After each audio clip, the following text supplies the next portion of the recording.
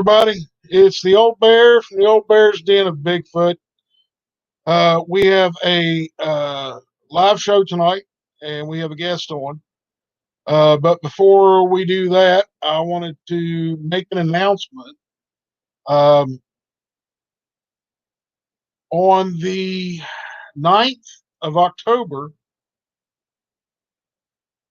I and my wife are going to be going to Tennessee to do a collaboration with Manimal Research. We're going to have a Friday night, which is October 9th. We're going to be down there, and we will be doing a um, going out looking for Bigfoot, and we're going to try to tape the whole thing and video the whole thing, I should say.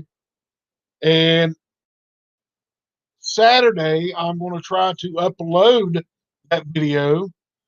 Uh, Hopefully, we can get some howls on it, or maybe some whoops, or something of that nature. Maybe a tree getting pushed over.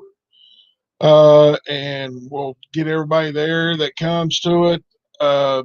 It's going to be their team, me and my wife going down, and we're going to do that on Friday night, and then Saturday we'll try to upload the video Saturday morning, and then on Saturday night we're going to have a live show with Manimal Research and the whole team that they have, and we're going to interview each one of them that wants to get on.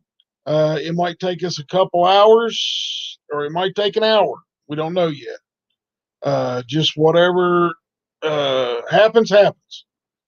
And I'm glad to see each and every one of you. And tonight's guest is named John Carlson. Now, some of you may have seen him in other videos at a different time, but we talked, and I asked him if he'd come on and do an interview and tell us why he came in, got into looking for Bigfoot and finding out, and let us know what he's found out. And if you see me blinking or holding my eye closed, it's because, well, my eye still ain't 100%. So we'll do our best, and let's bring John on. Here we go. Hi, Ralph. Thanks for having me on. I appreciate it. Hey, it's my pleasure. So, John, how long have you known about Bigfoot? Well, I've always had a general interest in things that are unknown, strange things. I've had some kind of odd experiences throughout my life, and I wasn't specifically interested in Bigfoot. I always found it interesting, and what I knew of it. And at one point, I had a podcast with a couple of other guys, and we interviewed different people each week. And one of the people that we interviewed, and on several occasions, was Adam Davies. And Adam is a well-known cryptid researcher. And at the time when we first spoke, he was looking for other sorts of animals. He hadn't really done any Bigfoot research. But Adam and I kept in touch, and he was starting to, this was around 2012, he was starting to come out here to the United States to look into Bigfoot. Prior to that, I think he'd been all over the world looking for various cryptids, and was looking for, had been to the Congo looking for the Mbembe, the dinosaur-like creature, and he'd been to the Himalayas and Russia looking for the Yeti and Yeren and various animals, and the Gobi Desert, I think, for the sandworm. I think so. There's been a lot of looked into a lot of different things, but he had been getting into the Bigfoot research, and he and a number of his friends, a couple of friends of his from England, and one of his friends from the Netherlands was coming back from the West Coast. And they were stopping over in New York City, and he asked if I wanted to meet up with him. I live about 20 minutes outside of Manhattan, so I hopped on the bus and stayed in the city with him for a couple of days. And he said, you should really come out on an expedition with us next time we go. He said, I want to come out within the next year or so and do another Bigfoot research expedition out west. So because they had some interesting results on their initial one. I think they were out in the Cascades. So I said, yeah, sure, that sounds fun. And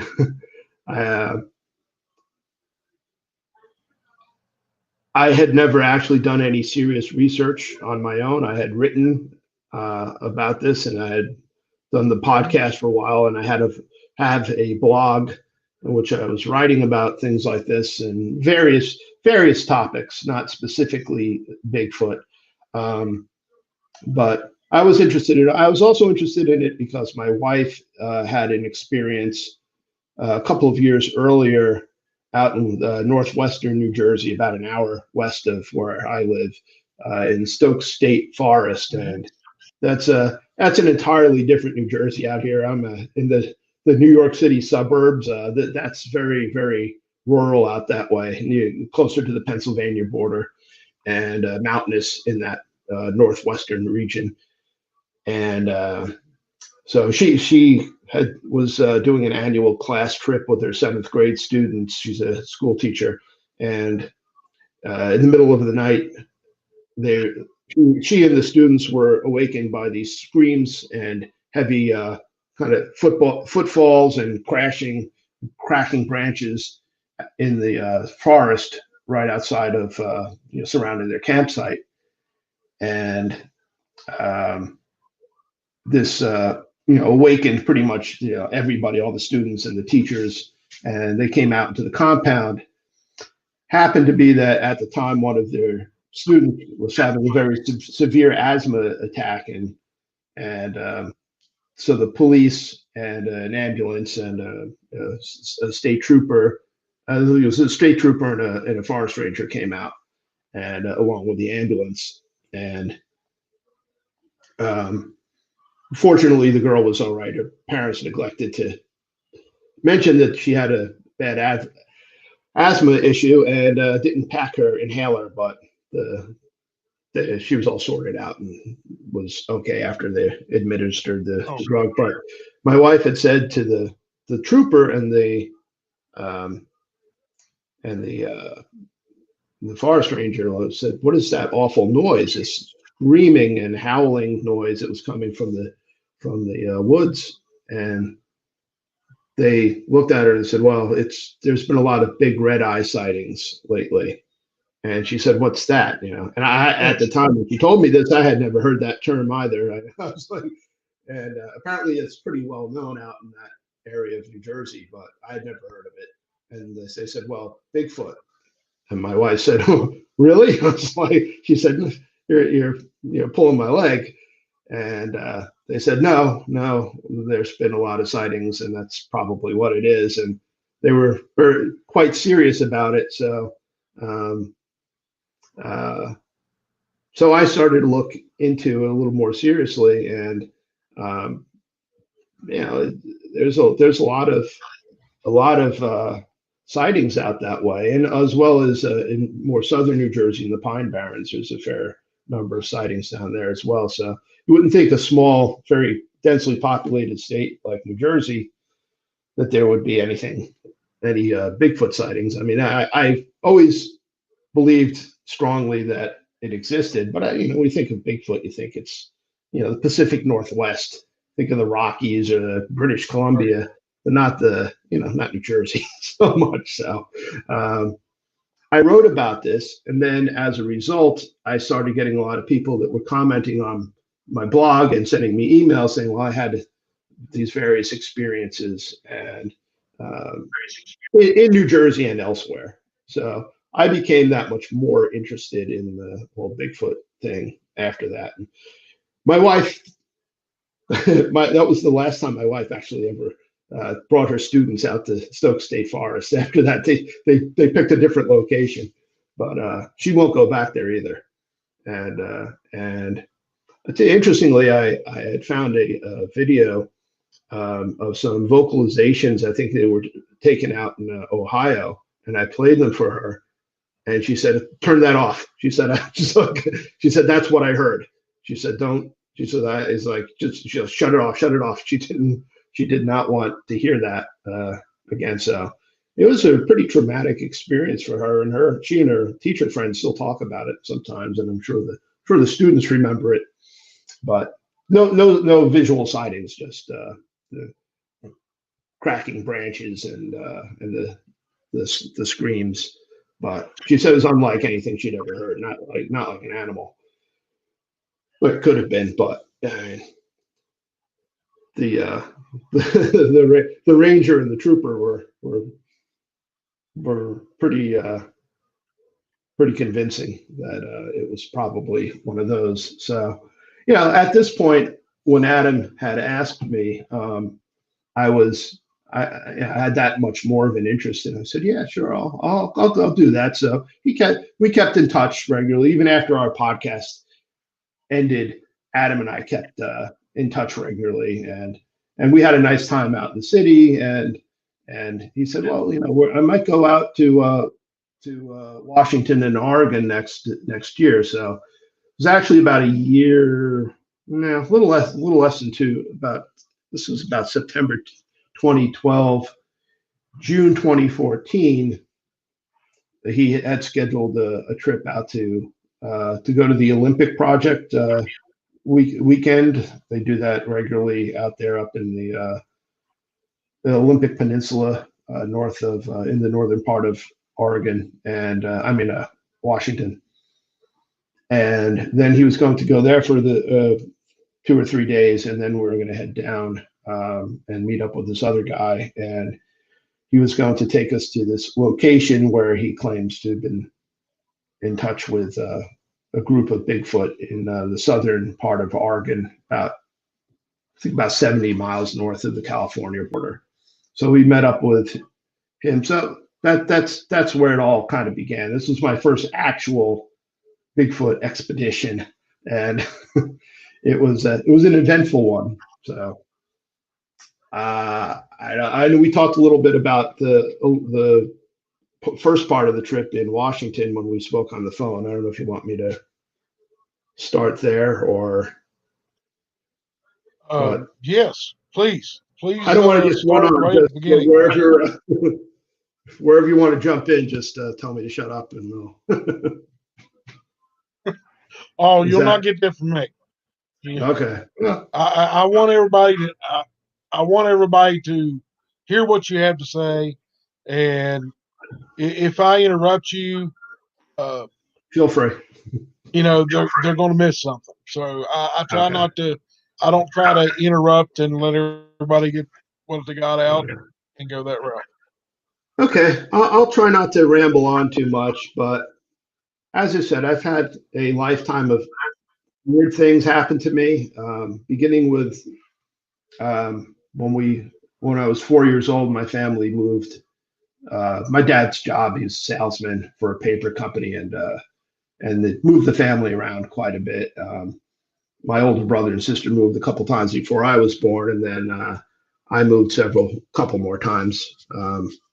So when I was 4, I had just turned 4. We moved to this house in Massachusetts, and I began having these terrible nightmares. My parents told me that they were nightmares, and and I'm sure they believed that, but they were recurring dreams of these short, squat, black creatures that had small glowing eyes, like glowing red eyes, or sometimes reflective. And they would come into my room at night. And my mother always attributed it to the fact that we moved and it was a change of setting. And I think a couple of people in our family died, and she just said it was all these sort of things that happened at the same time. is what she attributed these nightmares on. But they were very, very, very vivid, and they went on for almost. We lived in that house for almost 5 years, and they were more intense when I was a little younger, and more frequent. But they occurred for almost the 5 years that we lived there. And I even saw these things on the outside of my bedroom on a couple of occasions. And I was coming out of the bathroom one night and just about ran into one of these things in the hallway. And of course, my parents said, "Oh, you were sleepwalking and you had a nightmare." But I said, "No." I said, "I saw it. I wasn't in bed. I wasn't asleep. I was awake, and I ran. I saw that these things are in the house." But my older brother and sister, my brother's 14 years older. He was just starting college at Boston College, and my sister was a junior in high school. So they weren't affected by this. And I have heard that these things are sometimes attracted to younger children. So I was the only young Mhm. child in my house, and and they I kind of gave up telling my parents about it, but this continued, and it was very intense and very disturbing. And um, as I said, once we moved out of that house, it did. Don't think that really happened so much. I still had dreams about them, if they were dreams. I don't know. I've been plagued with a lot of nightmares throughout my life, and then I had a period of missing time when I was in junior high school, when I was in my early mid-teens, um, walking home from school. That's a whole nother story, but I ended up kind of just blanking out. And when I woke up, I was still on my feet. I wasn't laying in a ditch or anything. I was still walking, but I was in a different part of town. Don't know how I got there. And my mother pulled up in her car and swung the passenger door open and said, "John, are you okay?" And I said, "Yeah." I said, "I don't know how I got here." And she said, "Well, and I got in the car. I said, "How did you know where I was?" Because she didn't normally pick me up from school, and this was not an area, I was in a different part of town.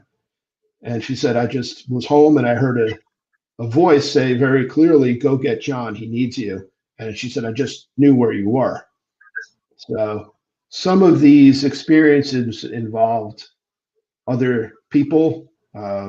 Another one with my brother and sister when I was camping, and my sister brought that up many years later. She said, "Something strange happened on that camping trip." And I'm like, "Yeah." Like, so what do you remember? She goes, "Well, it's just, always felt like something strange happened." So these things make me feel like it's not something all in my head. It's not. It's not as if it's some sort of mental aberration or issue. Um, but I've had these kind of odd experiences. My mother did too as well.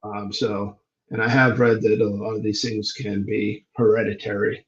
Um, I seem to be the lucky child to have inherited that from my mother. So she's had some very, very odd experiences, a lot of precognitive dreams and things of that nature.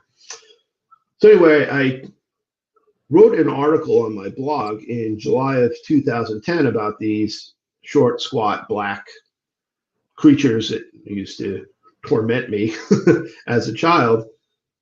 And I said they were, I've read about waking nightmares and night terrors. I've read things about I think they call that the hypnopompic state, where you can have these very, very vivid dreams. And that seem completely real. And I sure those things happen and they exist, but I never felt that these things were in any way some sort of dream. And I wrote as much on my blog.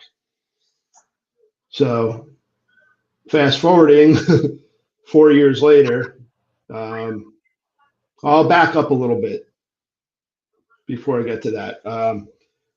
I met up with my friend Adam Davis from England, who had flown out. He's from Manchester, so he had a long drive. He went clear across the ocean, then across the continent, and we met up at the Seattle Tacoma airport, and it was pretty late. My luggage was late arriving.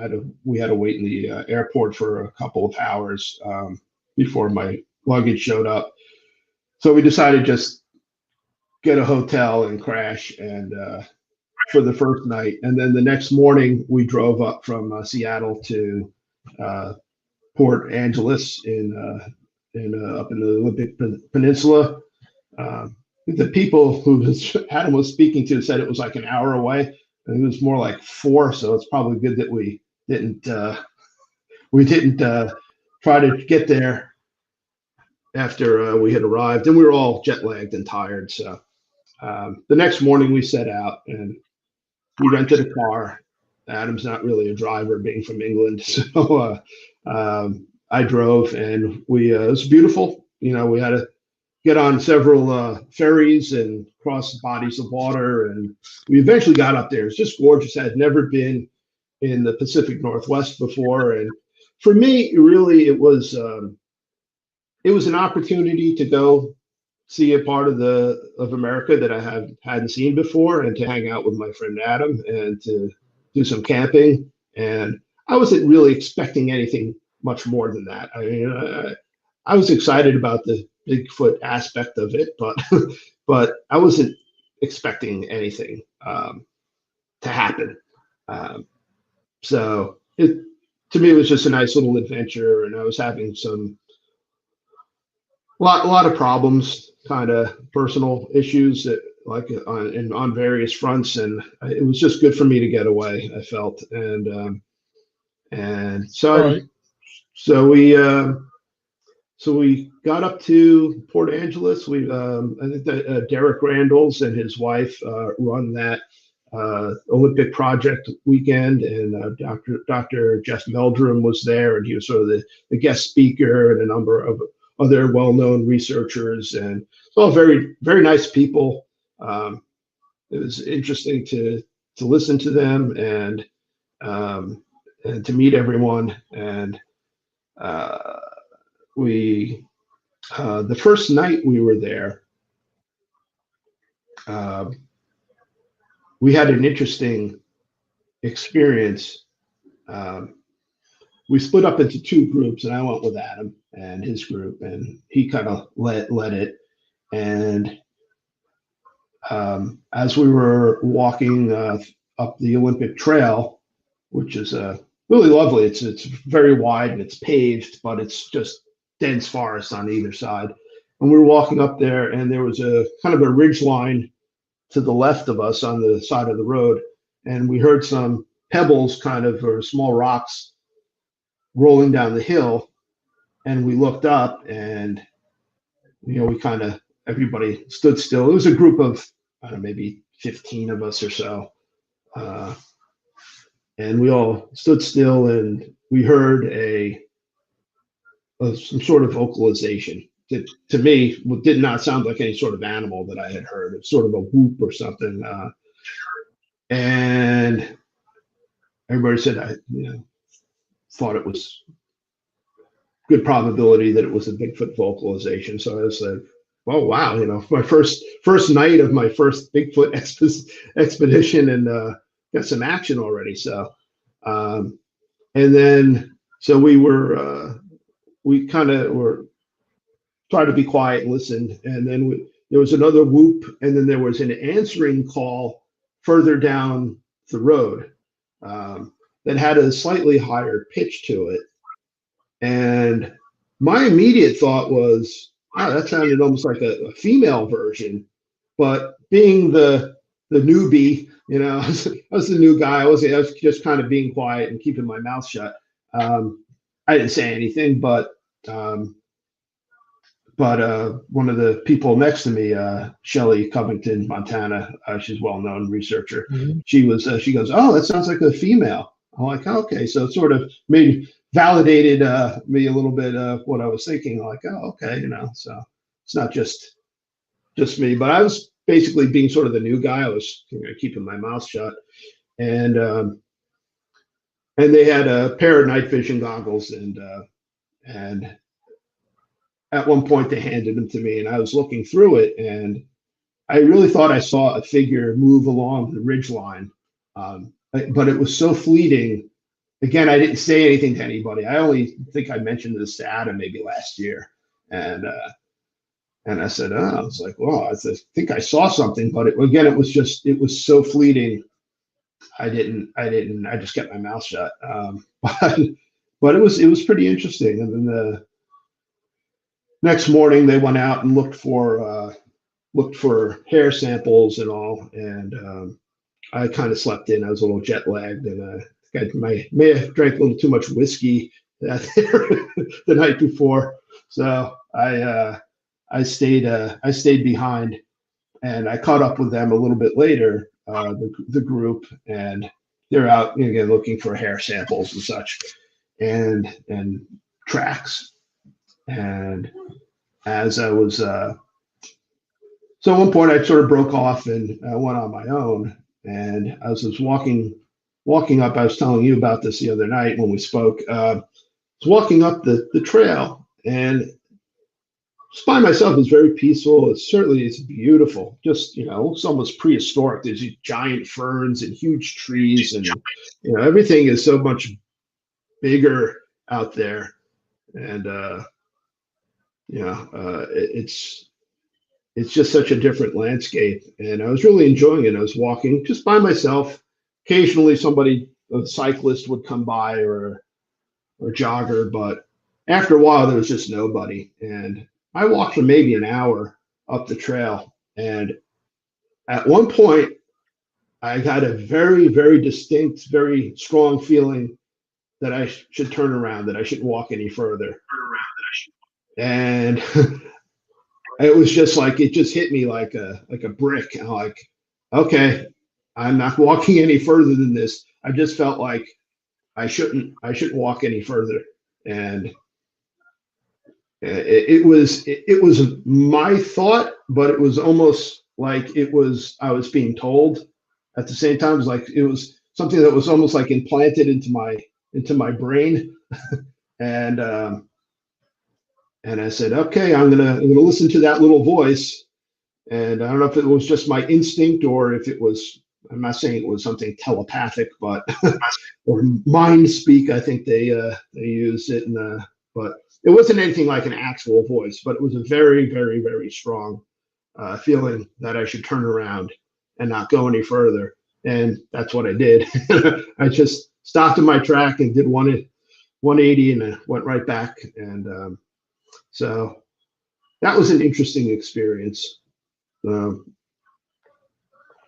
was kind of the second night. There wasn't anything quite as eventful. During the daytime, and we heard a lecture by Dr. Meldrum, which was really interesting. A number of other speakers were there, and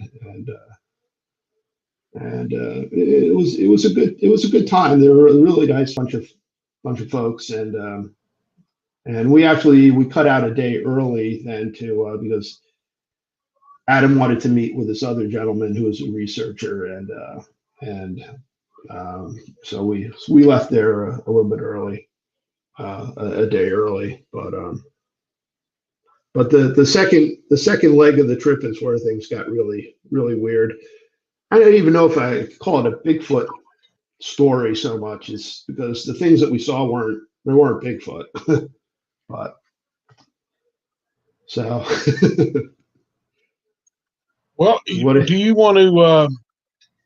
I mean, what we talked about the other night, and I know about the second, your second part. I would consider these things to be a cryptid, somewhat of a cryptid. If you want to, go ahead and tell us a little bit about what you saw and what happened.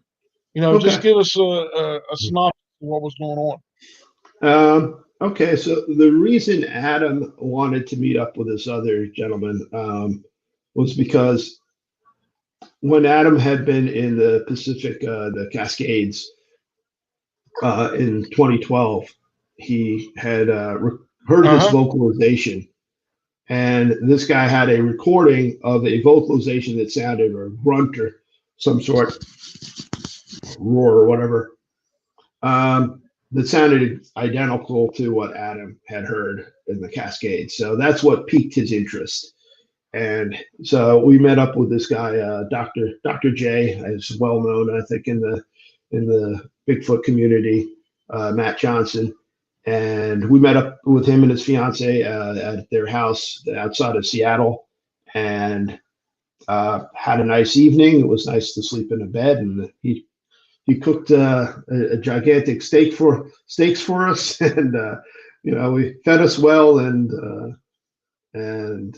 was a good host. And the next morning, but he was told us about his research, and I'm sure a lot of people who are in the Bigfoot field know of Dr. Johnson. I think it's fair to say he's probably a controversial or even a divisive figure, and I know some people don't have a great opinion of him, and there are others that are big fans of his work. But even up at the Olympic Project weekend, I had heard some a number of sort of disparaging comments about him. But his methodology is more the what they call the habituation method, where he's kind of stakes out an area, and he's puts out food for these creatures, and he tries to sort of draw them in and gain their trust and communicate with them. And he said he'd been going to the same spot, I think, every other weekend, 12 months a year for like the previous 9 years. So he'd been there for many times, and many times. And so he agreed to bring us there. He's very guarded about the place. I believe he's since moved on to a different location. But I actually had to basically interview with him for about an hour and a half on the phone before he agreed to let me go. And he doesn't really want people to go into his research area and to undo the work that he'd put in with these beings, and which I understood. And he didn't know me from anything, and he basically told me, he said, "Well, the only reason I'm letting you go is because you're a friend of Adam Davis, and and you live in New Jersey, so it's not like you live nearby and you can just come up here anytime." I'm like, okay. I said, fair enough. I'm like, so I said to so we met up with him, and he drove 8 hours in his big old Ford Suburban down to Southern Oregon, and we near this town of Grants Pass. There's mountains everywhere. He turned off this road, and he went up through this old dirt country road, and eventually we got onto this an old abandoned mining road. Or a timber trail, and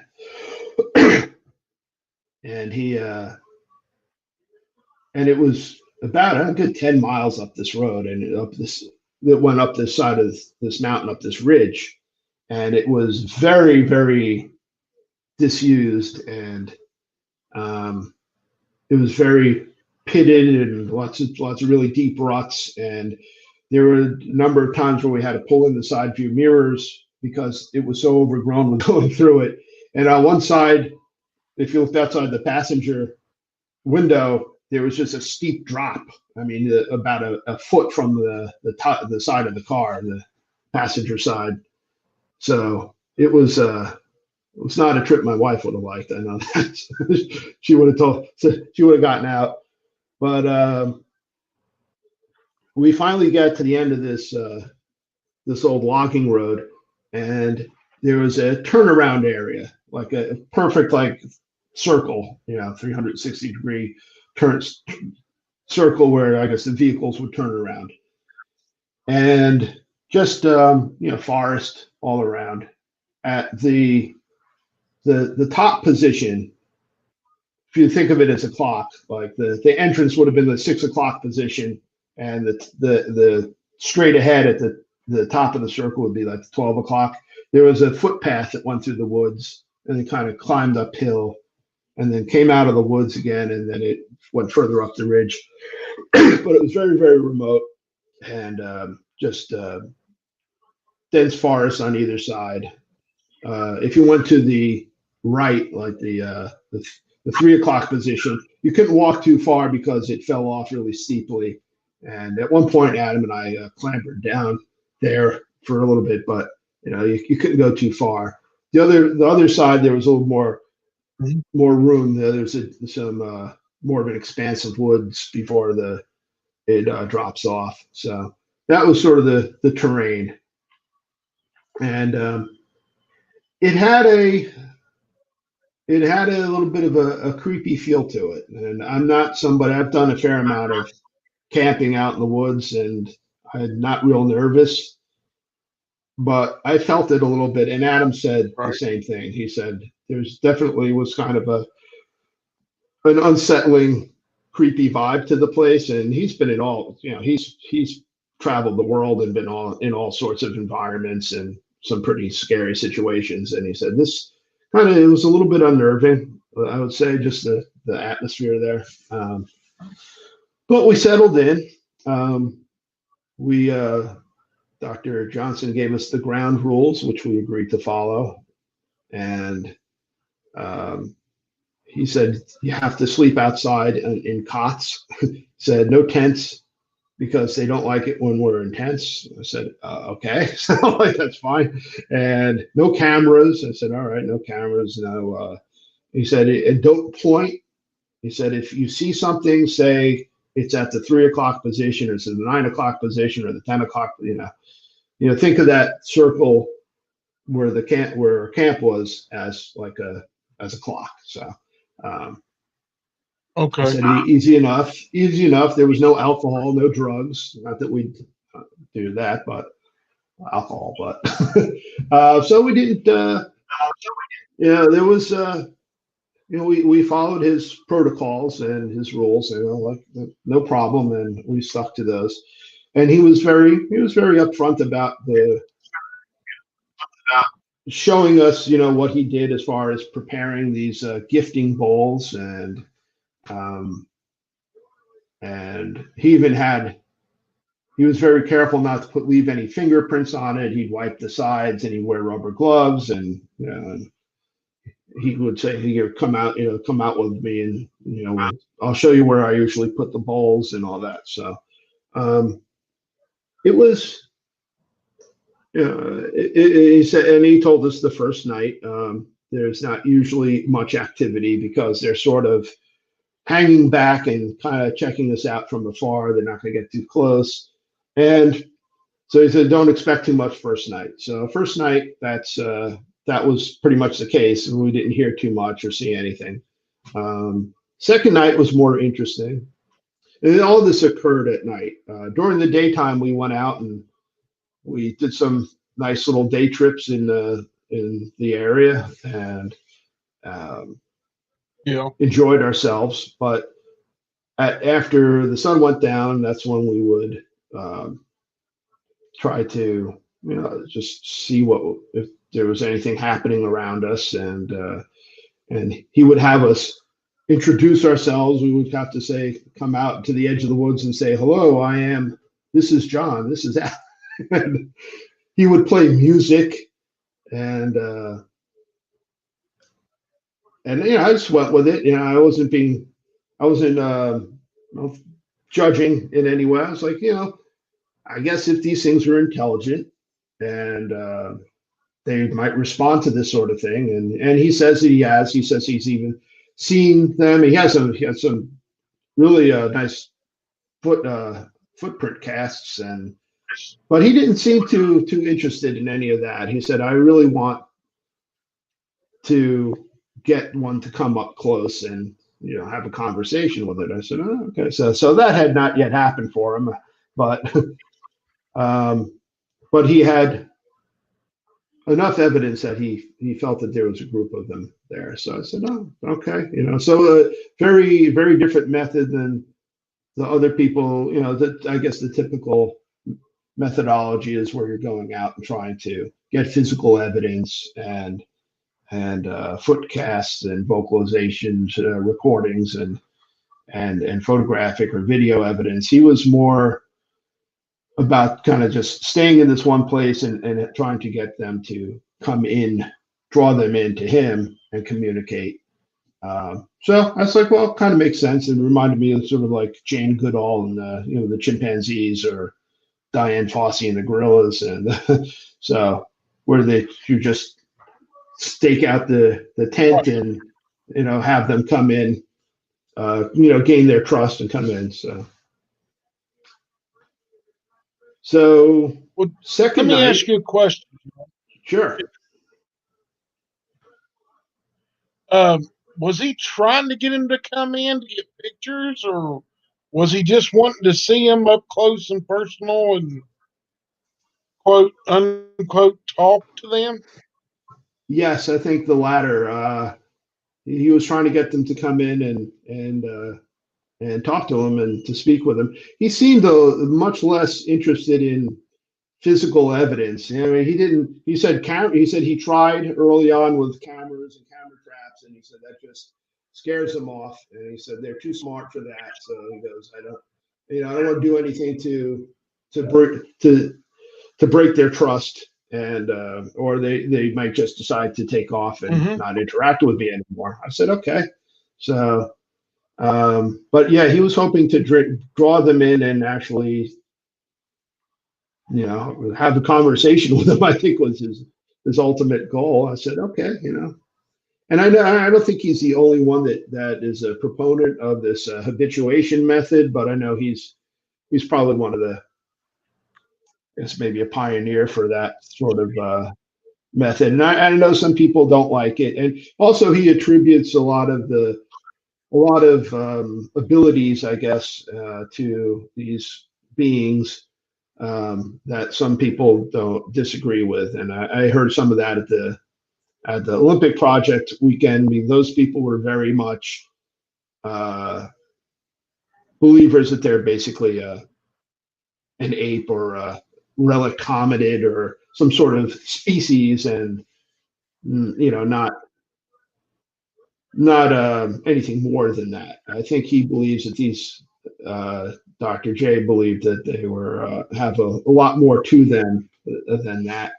He said that they could cloak and become invisible, and they could mind speak, and that they often did mind speak with him, and a lot of these more fringe sort of beliefs that I know the flesh and blood, I guess I think they call them apers. That crowd doesn't believe in, and pretty much disparages people who think that way. They're not fans of that. Which I mean, I guess I can kind of understand that, because they're out there trying to gain evidence of a creature that they think is nothing more than a flesh and blood creature as an unknown species. And a lot of these people have had experiences that don't indicate anything otherwise.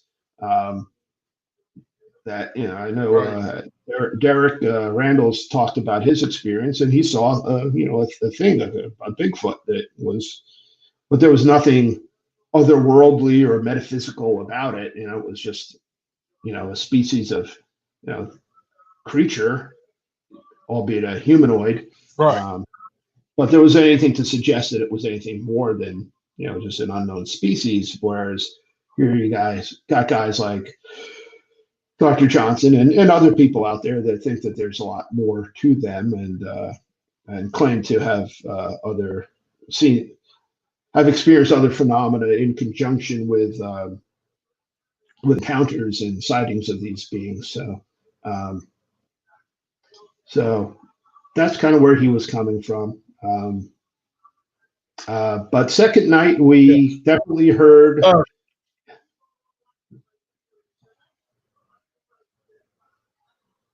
Go ahead, John. Okay, I was going to ask you a question. Sure. I want everybody to hear about the second night. And Okay. then after that, I'll ask you a question. Okay. Second night was more eventful. We were hearing heavy footsteps, cracking branches. Um, I have to say it was, and we were hearing vocalizations. We were hearing some hoots, but we didn't see anything clearly. Um, the woods to the left, the 9 o'clock position, I guess, if you're facing, facing the top of the circle, um, was backlit by it was a full moon on the last night, so, and it was absolutely clear. There was like no humidity at all during the whole week that we were there. And well, we were there for 5 days. We got there on Monday and we left Friday. Yeah, 4 nights, 5 days, and I think it's June Mhm. 9th through the 13th, and um, so it was very very clear and low humidity, and there was a bright moon.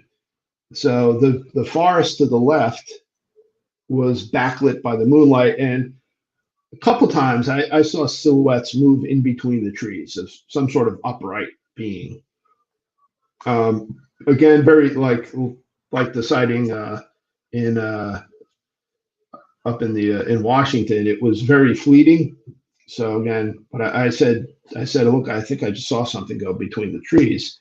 But again, nothing clear. The next morning, I did find a single large footprint in the road, in the footpath up at the 12 o'clock position. As when we went up to check out the gifting bowls, there was food missing from the bowls. They were seemed to be plucked out, different items. I mean, that were missing. It wasn't as if it was overturned or there was a bunch of crumbs or anything like that. It was. It seemed like, and actually on the side of one of the bowls there were a couple of very big, greasy looking fingerprints on the sides of their stainless steel bowls. Um, so that was interesting. And there was a large footprint. It wasn't deep enough in the ground that I could have gotten a cast, I don't think, but it almost appeared to be a three-toed print. I'm not sure. I can send that to you. In fact, I have that still, um, but that was the only kind of physical evidence that we saw. Oftentimes, Dr. Johnson would say, "Oh, there's one behind the tree right there." And it's like, "Don't you see it?" And Adam and I would be like, I don't see anything or hear anything. So I don't know. I don't know if that's just he was more in tune with these things, or I can't speculate. But um, I don't think he was in any way being dishonest with us. I think he honestly, when he said, "I think there's something over there," I think he believed he he's thought he was seeing something, or maybe he was that we weren't picking up. But at no point did we get any kind of clear sighting of any Bigfoot. But that second night, there's heavy cracking of branches, and you could tell there was movement around us in the forest, and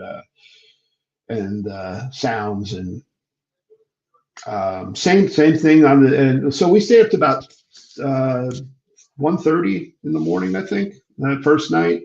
And second night, it was the same. I mean, this would have been the third night. Third night, pretty much same deal.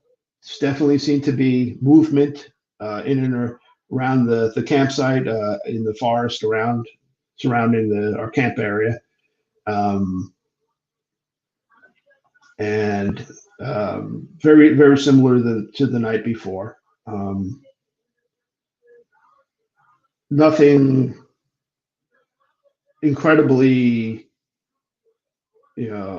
noteworthy, but definitely seemed to be something was out there. And then so the next day we took some day trips, went to the Crater Lake, and we had some nice times during the day, but at night we would go back to the camp, we'd get something to eat, and then we would again we were sort of walking the perimeter of the camp. Again, third, the second, third. This is first, second, third. I guess this is the fourth night. Yeah. That night, same thing. Seemed to be movement. There was a lot of noises. There was, you could hear footsteps, footfalls that seemed to be bipedal. We did at one point see a black bear up there, but it's something moving on 4 feet doesn't make the same kind of noise. It seemed clearly enough to be bipedal. But that night, this was the night of Wednesday going into Thursday. So I guess it would have been about Thursday morning, about 2:30 a.m. This is where the really weird stuff happened. Night number three and four.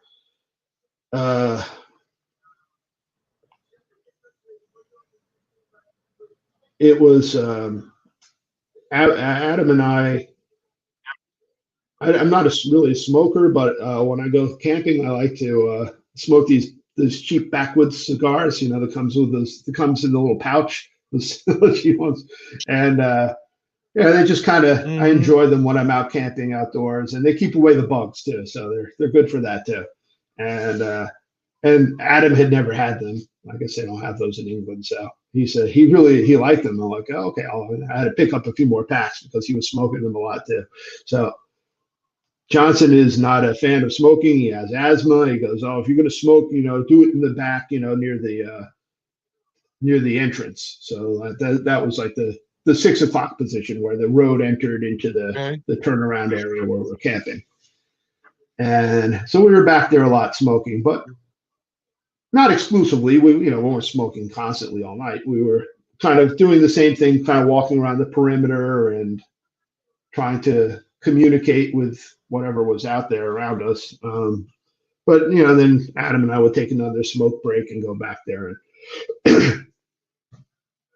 And at about 2:30 in the morning on that third night, we're looking down the road, and there's like a mist, maybe 80 or 100 feet up the road, and it was sort of glowing a little bit. This mist. It was about spanned about the width of the road, and I thought it was a little unusual but at first I thought it was just like ground mist, and then like I said, it was a very bright, big moon out. It was full on the last night we were there, Friday the 13th, I think, on full moon, and I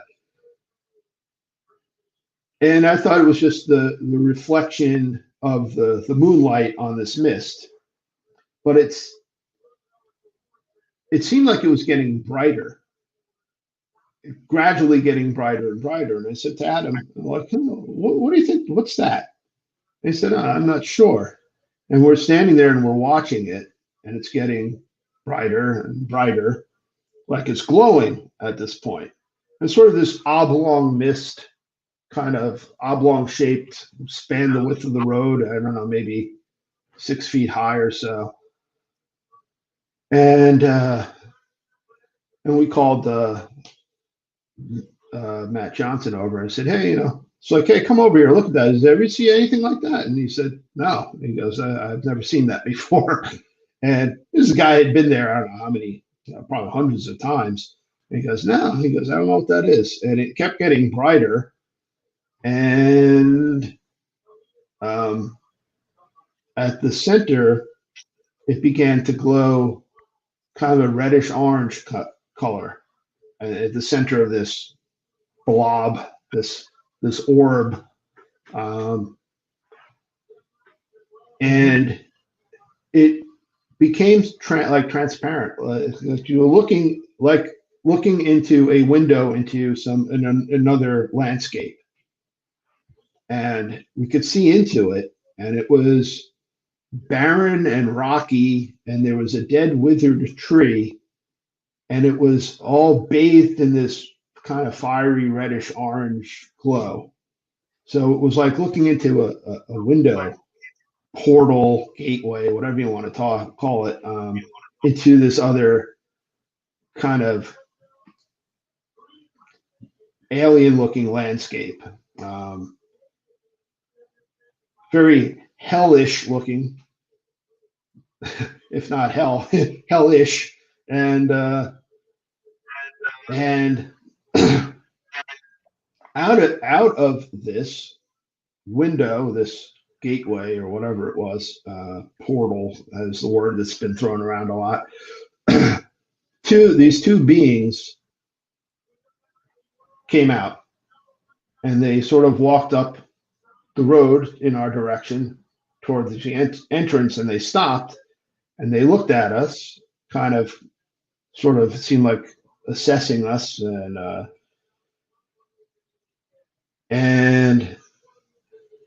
um, they were. So we called Matt over again, Dr. Johnson, and we said, "Hey, you ever see these things before?" And he said, "No, I don't know what they are." And so he got a good long look at them. They weren't Bigfoot. These things were maybe 3 to 3.5 feet high, maybe like a meter for metric audience, about a meter tall, maybe 3.5 feet. They were entirely black. They were very robustly built.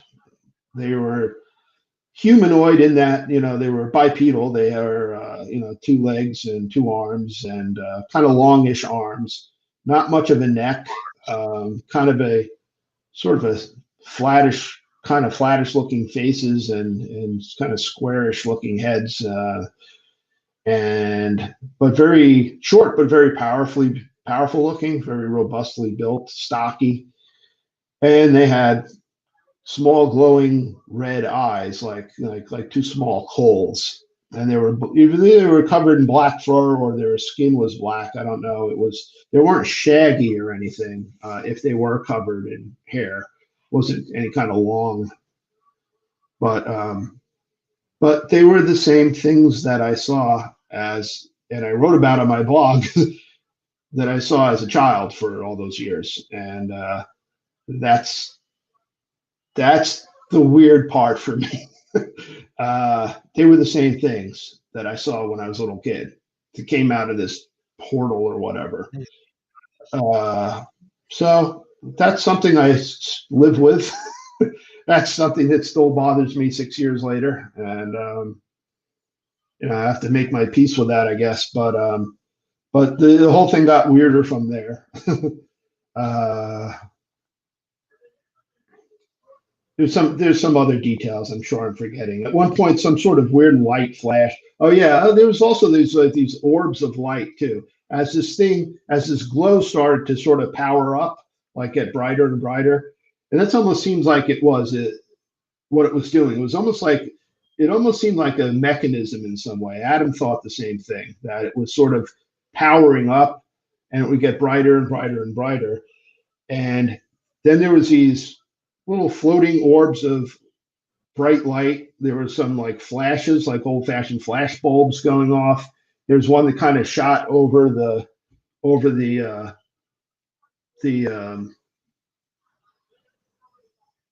the road, sort of in an arc. And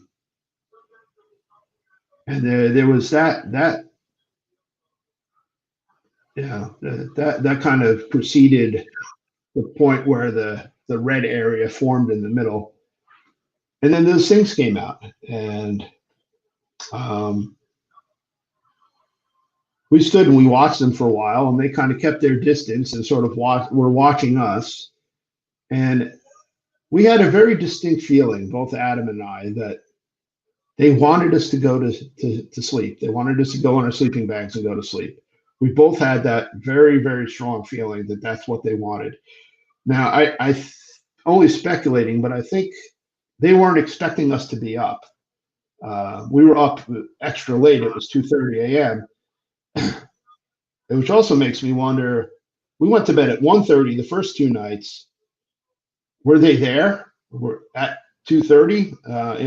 Were they there after we were asleep? That's a disturbing thought, um, but we got there. They were looking at us, and we had a very distinct feeling that whatever they wanted to do to us, they were they were they wanted us to go to sleep. And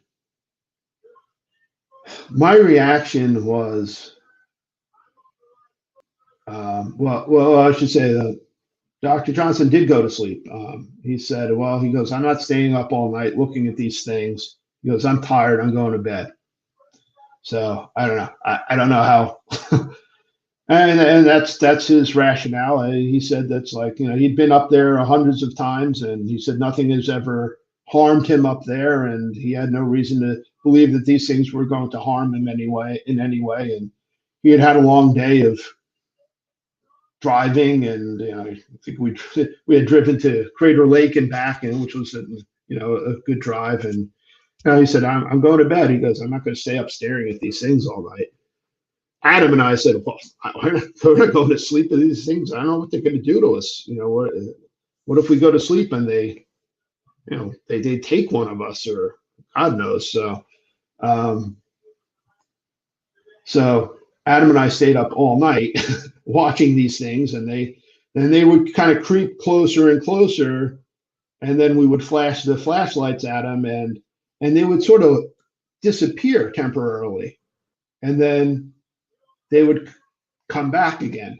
But that when we would do that, when we'd flash the flashlights, it seemed like that glow would stop. It would dissipate, and then it would, within a few minutes, start to get larger and brighter again, and then out these things would come again. So, but my initial feeling was, after fear, it was anger, because, and I've said this before, but I kind of liken it, and I kind of hate to use that analogy, but I liken it to maybe somebody who had been abused, a victim of abuse, and would imagine, like, years later you see the person who abused you, and now you're an adult, and there's probably an initial feeling of fear when you first see that person, and then it probably quickly turns to anger, like. And that's how I felt. After the initial shock and fear, I got angry. I was like, and I said to them, I know you guys. I know who you are. I've dealt with you before. And I was like, you're not going to do what you want to do to me. And and and I said, and you know what? We're not going to sleep, because I know that's what you want. You want us to. You want us, Adam and I, to go to sleep. We're not going to bed. And I just started to yell at them, and I started to walk up the road toward them, because I was angry, and I wanted to put a beating on them. And and I was walking toward those things, and this glowing portal, or whatever the hell it was. And Adam yelled, and he said, "Hey, John," he goes, "Get back, get back here. Don't go towards that. Don't go near them." And he kind of snapped me out of it. And I said, "Oh yeah." I was like, "You know what? You're right." So I backed up, and I went back towards the entrance, where he was standing, and I stood next to him. And these things started to move toward us, and then they started to jog kind of toward us, and then they went out into a full sprint directly at us. And they were within, I think, maybe 10 feet of us, and we saw them. We saw their faces, and they looked angry, and they had just a murderous look on their faces. I mean, they were little short things, but they were powerful looking, and they were completely, alien. I mean, it's just like nothing, that's something you see every day. And Adam and I, Adam and I put the flashlights on him, and I yelled. The only thing I could think was something like, "I rebuke you in the name of our Lord Jesus Christ," or something to that effect. And they disappeared literally like 10 feet in front of us. And then again, that light went out, that portal thing, and but again, within 10 minutes or so, 5, 10 minutes. I don't know. Adam was actually timing it. I have to. Within a few minutes, this thing would start to glow again. It would get brighter and brighter and brighter, and again, the red part in the middle would form, and these things would come out of it again. It almost seemed like almost a mechanical mechanism in some way. I'm not saying that it was, but and I've heard a lot of people say, "Oh, well, Johnson was hoaxing you," and it was some sort of hologram projector. And I've heard all these theories. I'm like, you weren't there. You didn't see it. First of all, there's no way. Johnson, I know people. There's a lot of people don't like him, and we and don't and think he's a hoaxer, but he's dealing whatever he's dealing with. And I'm not going to comment on the rest of his research, but he's dealing with something out there that's real. And although this is not something he had ever seen before or since, he claims to have seen this portal open up again, and Bigfoot came out of it or went into it or something. But I don't know. But he had never seen these things before or since, and I think that's because they had something to do with me. I hate to say that. I'm trying to make the story about me. Just as soon it wasn't. But those things were the same freaking things that I saw as a child, and that's deeply disturbing.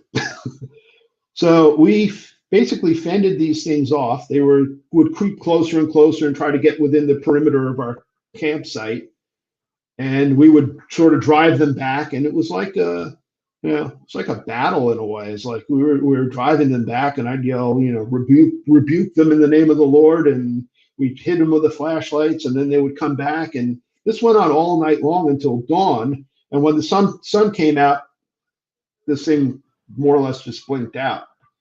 And it was a long night. It was a long, stressful night. I was actually asleep on my feet at the end of the night, and Adam said, "Why don't you lay down?" He goes, "It's almost dawn."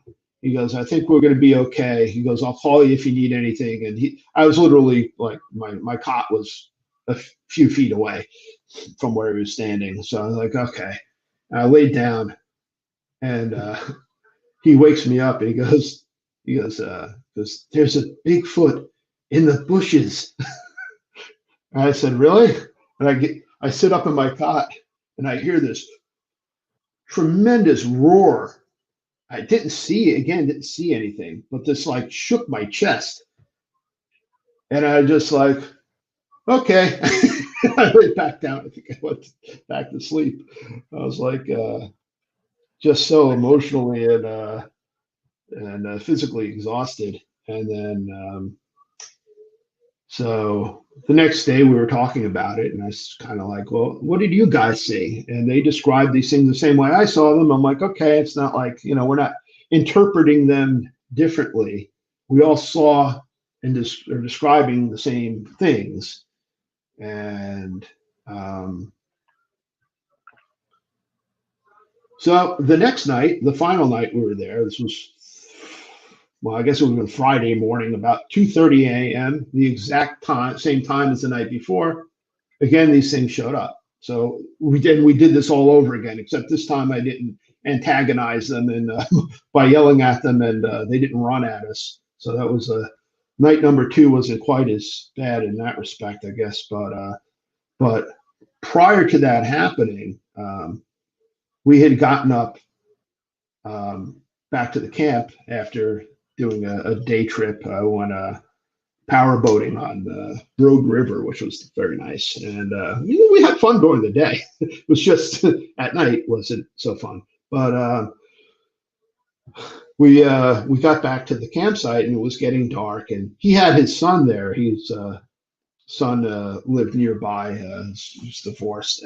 His ex-wife uh, lived in the area, so he had his son up there the last couple of nights. A 7-year-old boy, and and you know, he had seen these things too. And um, so the kid was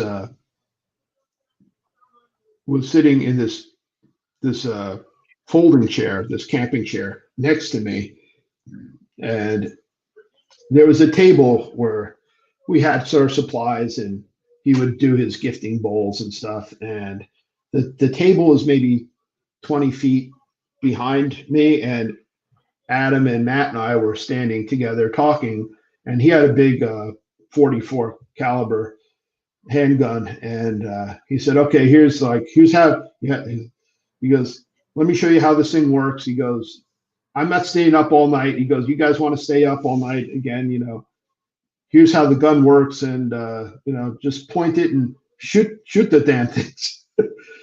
Or he said, or if that bear shows up again, because the bear had gotten into our stuff when we were out during the day and had made kind of a mess. So he said, if the bear or those other things, he goes, just shoot him. I don't know. I didn't feel like if we had shot at these things, anything would have happened, honestly.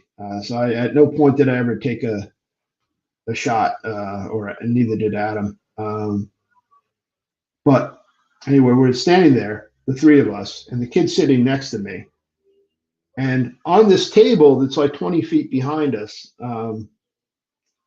there was a bunch of water bottles. We had bought a couple of cases of water, and I hear something land at my right at my heels, and I turn around. There's a water bottle laying on the floor, and the kid, Johnson's son, turns and looks at me, and his eyes were like, you know, like saucers. And he said, "That water bottle just flew off the table and landed on the ground. It's like 20 feet away." He said, it just flew by itself." And and Matt Johnson said, "Oh," he goes, "Well, you know, sometimes he goes, well, he says sometimes they like to cloak and then come into the campsite and mess with us, or you know, pull pranks." He says it like in this real casual, matter of fact tone, like, "Oh yeah," it's like, "Oh, okay." But anyway, there's floating water bottles to add to the story, and in addition to all the other weirdness, and um, but nobody was there. I mean, it was completely dead silent all around us, except for when we were hearing the footfalls and stuff. But um, I firmly believe that we were not in any way hoaxed. I mean, for him to have pulled off something like, you know, we saw these creatures up close. And the next day I jumped with him. I said, I was like, "So what did you, would you hire some little people, some midgets in costumes?" And he laughed, and they're like, and I heard Adam, and I was at one point, like, I was still half asleep, and he was talking to Matt. He goes, "You know, he's like, I came here for Bigfoot." He goes, "I didn't sign up for these aliens or whatever." He goes, "What the hell are those?" And they're like, so there's some really humorous parts to this story, but it was crazy. So we went through the whole thing over again. So repeat of the night before on the final night. These things showed up. They came out of this portal. They were encroaching on our campsite. They were trying to kind of come into the perimeter, and we would zap them with the flashlights and tell them to get back in the name of Jesus or whatever I was saying, and that's how it went. And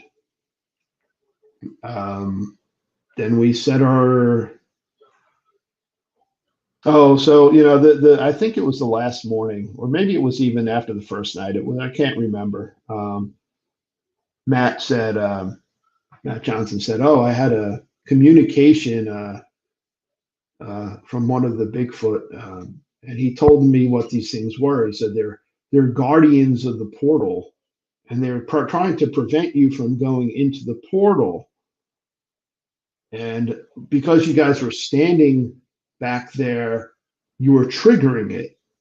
And I'm like, well, this thing was up the road, like, I don't know, 75, 80, 100 feet up the road.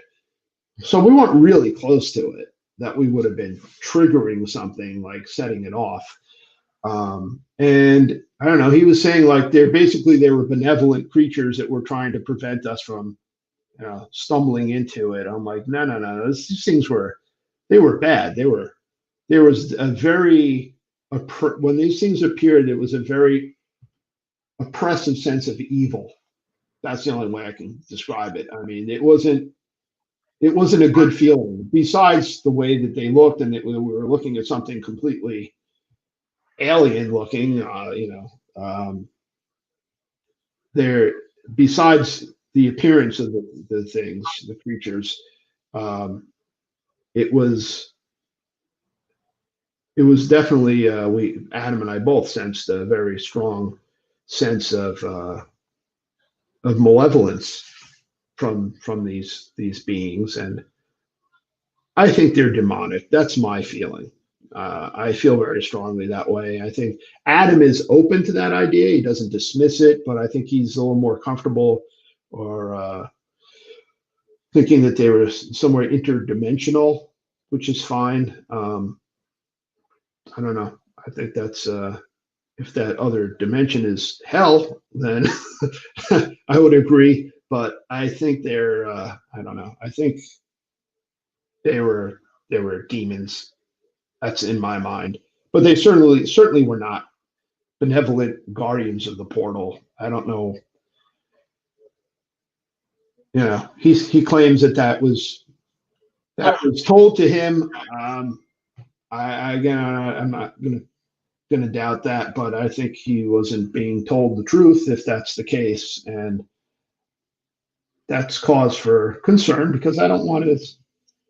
I don't know. I haven't kept up with what he's doing, and I don't want to see him or anyone else get hurt in any way, either physically or spiritually or psychologically, because I think these things can play on your psyche and on your soul, and can do damage.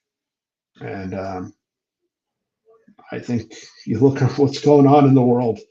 I think these things are playing a part in that, but it's another conversation, I guess. But that's pretty much the story. The next day was Friday. We left, said our goodbyes. Matt drove us back up to his place in the Seattle area. We got in the rental car, and then we went to the Seattle Tacoma Airport, and Adam went off to the Cascades with a couple of other researchers for several more days, and I went home to New Jersey and had a very interesting story to tell my wife. And I thank God that she believes me, because I needed her to believe me. And she said, "Don't go on any more of those trips. Stay away from that Bigfoot stuff." And I said, whatever these things weren't, they weren't Bigfoot. I mean, I think it may have had something to do with that specific area. As the Irish say, what is the saying? The places where the world is thin, I think is the expression. I think that may have had something to do with that specific geographic area, and I think some of it has to do with me, because I think these things are in some way attached to me. But that's got me to go back to church, so that's a good thing. Yes, it is. John, I know you were describing these little creatures that come out of there. Do you think, with the amount of Bigfoot activity that you had while you were there, do you think they were related to the activity you were getting from Bigfoot, or It seems kind of would be a stretch to think that they weren't in some way related. I mean, because the Bigfoot were definitely, we really felt strongly that they were there, even though we did not get a clear sighting of anything. Um, we really felt that they were present, and then there were these things which we actually did see at one point, very very close up, and so yeah, I would think there's probably some relationship between them, unless another thought I had was if this is some area that is some sort of gateway area. I brought up to Matt and Adam about the Skinwalker Ranch. I had read that book, and excellent book, The Hunt for the Skinwalker. And and I said, this reminds me on a smaller scale of that. And neither of them really knew anything about the story or hadn't read the book. So I said, well, I think it's one of those areas where on the Skinwalker, I'm sure you're probably familiar with that. Is out in southern Utah, or no, northeastern yeah, Utah, maybe. And there was a whole yeah, variety of it's bizarre. Sorry. yeah. The Skinwalker Ranch is it's kind of the south central almost Okay. Utah. Yeah, Uinta Basin, I think. And there's also like plethora of different phenomena out there. They'd seen UFO type of objects. They had seen these glowing orbs. They had seen cryptid sort of Right. creatures. They had seen a Bigfoot thing come out of a portal, which Johnson claims that he had seen sometime not long after I had been there with Adam. And they had seen some giant wolf, if you know the story. So, all sorts of bizarre, varied phenomena in one place. So, if this is some sort of kind of Grand Central Station, sort of crossroads for these sort of phenomena, maybe the Bigfoot are crossing over from into this, our plane of existence or whatever. And maybe these things are too, and who knows what other sort of things. But my feeling is, my personal feeling just is that they're all part of the same thing. I don't think, even though some of these things may look different or manifest themselves differently, I think they're all related to each other. I don't know if we're talking about Bigfoot in the sense of an unknown cryptid. Those might very well exist. I don't dispute that. I'm very much open to a creature of some sort existing out there. These, what we were dealing with, I mean, at one point, I think they were invisible to us. And Johnson kept saying, well, they can cloak. That thing that roared at me this in the morning at Adam and it seemed like it was really close, and it was well above our heads. I mean, it must have been standing up and been like 9 or 10 feet over my head as I was sitting in the cot. And I didn't see it. I didn't see it. But I mean, I almost felt like it almost blew my hair back, So, normal animals, species can't do these sort of things. So I don't know if what he's dealing with are a species of unknown animal or humanoid. I think what he's got going there is something maybe a little scarier, a little more dangerous. Yeah. So, Well, John, I want to thank you for coming on and sharing everything that you went through when you were out there in the Pacific Northwest for what, about 2 weeks, basically. yeah, we were there 9 days. Yeah, we were, three up in the Olympic Peninsula, and then overnight at Dr. J's house, and then um, 4 nights, 5 days down in Southern Oregon, which is a beautiful place. I mean, I'd go back there to visit any time. Just going to stay away from the that area. Stay away from the part where the portal to hell. Yeah, you don't deal with that. No, that's never a No, good thing to have to deal with. Um, no. you know, big sister, I've dealt with that type of thing before, and it's never fun to deal with. But John, like I said, I want to thank you for coming tonight. Um, you had a very, very, Sure. very interesting uh, period in your life, and I kind of agree with your wife. You might want to hold off away and stay away from the that strange Okay. area out there in the Northwest. Yeah, yeah. She would, if I went, well, I should say Adam went back there a couple of more times um, with some other people and had some very strange experiences. But he did not see those things that we saw. Again, I think because those things have something to do with me. Um, so I didn't expect him to really to see those things, but you know, he said some other strange, and sort of the people that were with him experienced some weird stuff.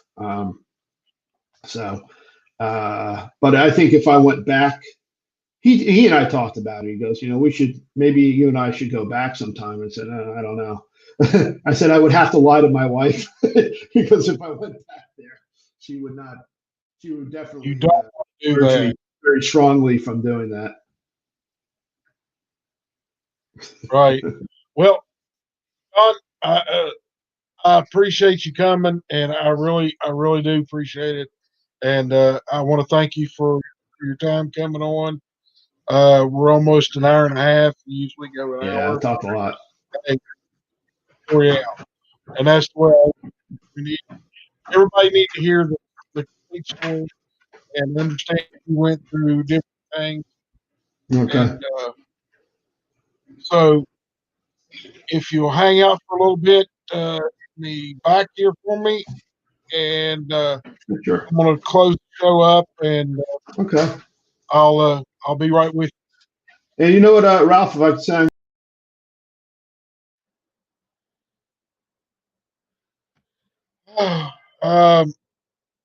Ladies and gentlemen, I want to thank each and every one of you for coming tonight. There is an announcement I want to make. I want to bring it back up on October 9th and October 10th. We are going to do a collaboration with Manimal Research. We are going to do a night investigation on October 9th in their area, not mine. We are going to go down and meet with these gentlemen, and we're going to have hopefully a fun and eventful time. Hopefully, we can get some screams, wood knocks, stuff like that. Whoops. Maybe even get them ticked off enough to push a tree over. But that'll be on me. Won't be on none of them guys. Anyway, then on the 10th, we're going to do. I'm going to try to upload the video from the night, and we're going to have at least an hour, maybe 2 hours of interviews and questions on an October 10th. And that'll probably start around 7, 8 o'clock p.m. And we'll have, we'll do our level best to get everybody's story as to what they got into Bigfoot. And then we'll take questions for an hour probably. I mean, that's if we get enough people on, that would be the way to go. Um, Duncan, no, not tonight, but I've got to get up super early in the morning, and I have to go to North Carolina to help a lady out in the morning. Um, she's having trouble with some Bigfoot, and it looks like another job for me to go and hopefully push them away.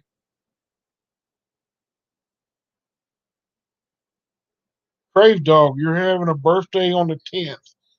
You send me an email, Crave Dog, and I'll give you a shout out on the 10th. I promise you that. I'll even go in a little bit and put that in my notes, so that way I'll know. But anyway, guys, this is the end of the show. It's been an hour and a half. I thank each and every one of you for coming. We were well up over 100. Y'all have a blessed night, and we will talk to y'all later.